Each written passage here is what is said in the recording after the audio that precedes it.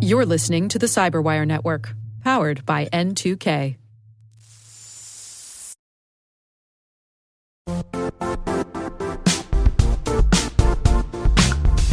The IT world used to be simpler.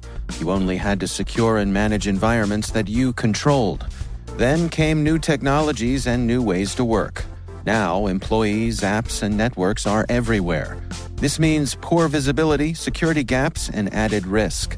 That's why Cloudflare created the first-ever connectivity cloud. Visit cloudflare.com to protect your business everywhere you do business.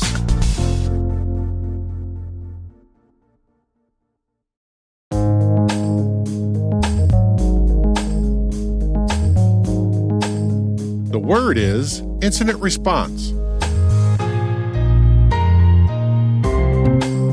Spelled incident, as in data breach or cyber attack, and response, as in a coordinated effort to react to an event.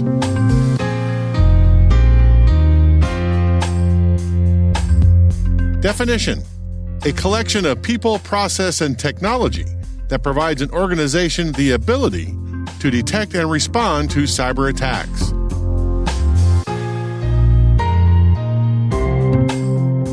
Example sentence: after the data breach last month, we improved our incident response program by creating new standardized operating procedures to limit the damage in future attacks.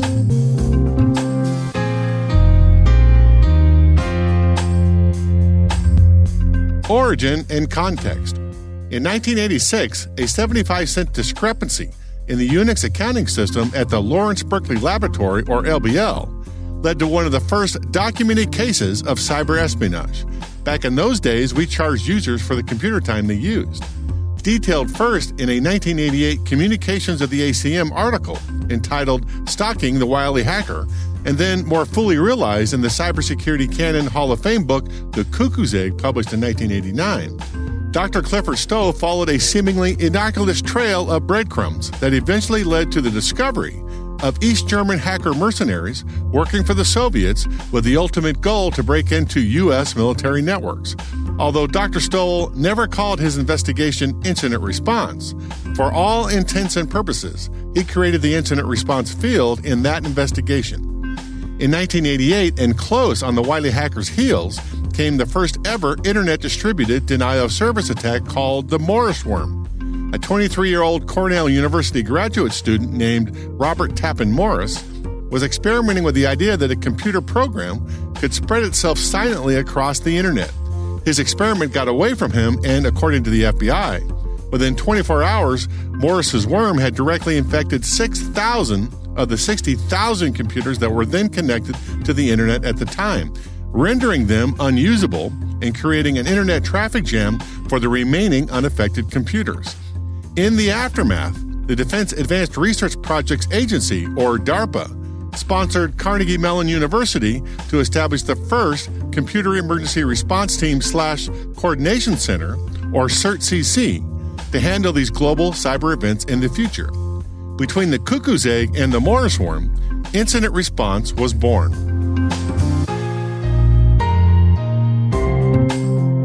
Nerd reference.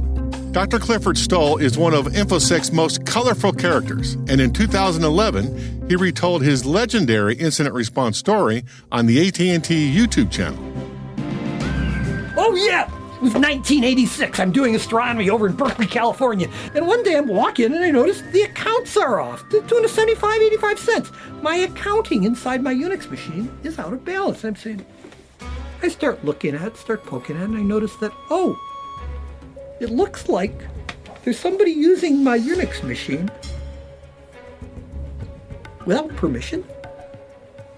An account from a friend of mine, Joe Sventek, is being used without any permission. Somebody has changed the password to it. Maybe I have a hacker, somebody who's coming in who has super user privilege. They're able to get in and manipulate anything they want in my machine. They have the same license that the system administrator has.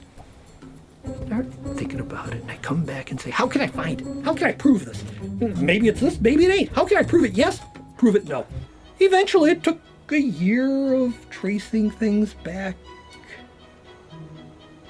and finding that, oh yeah, the guy would come in and he was stealing military stuff. We're not a military installation, but this guy thinks that we are, which says he's not around here. Meanwhile, we're tracing him backwards. We trace him from Berkeley, California into Oakland. It's across the AT&T long lines service. So we trace him back to Virginia, and from there up into a satellite. But then it turns out to track him back further, it would take 2 hours or so. And the guy was smart enough, he was clever enough, that he'd only connect for a few minutes at a time. So I'm saying, how are we going to catch this guy? We have to keep him online for a couple hours in order to track him across the ocean. But in order to do that, we need something that he'll go for. So I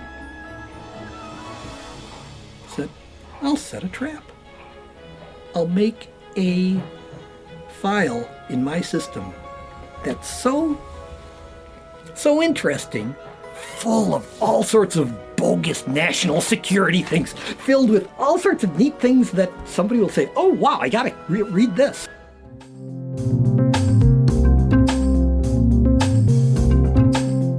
Credits.